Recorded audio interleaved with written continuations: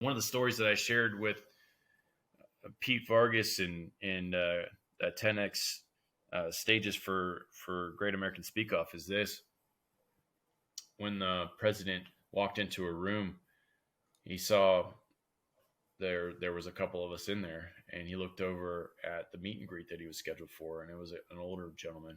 The guy was in a wheelchair before the president came in, and he had like a lot of wrinkles, and he was just hunched over, just kind of just sitting there. And when the president came in, President Obama reached out with his booming voice and he said, "How you doing, young man?" And immediately this guy transformed. His wrinkles came off of his face and his shoulders rocked back, and he was a young man for a split second.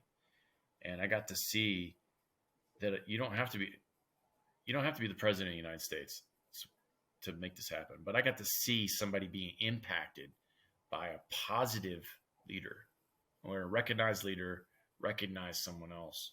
And you are a recognized leader no matter where you are, man. Whether you're at home, whether you're at church, whether you're at work, you have the ability to lead, and you have the ability to make that presidential impact happen.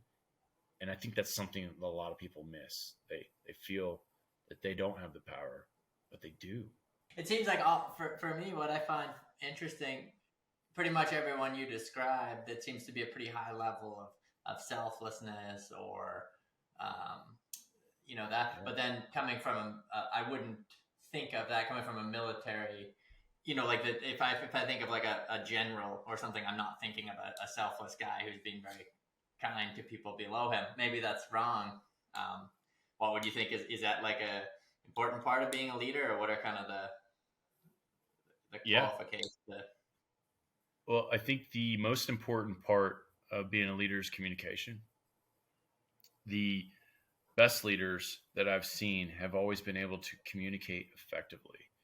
And if you don't do that, it looks really bad. And you have to continuously go back to the drawing board and explain what you should have been able to explain the first time. So communication is huge. And those that communicate well are excellent leaders. And they'll be the ones that history looks back on and go, yeah, Churchill, fantastic communicator. MLK, fantastic communicator. All these people were great because they were able to get their message through.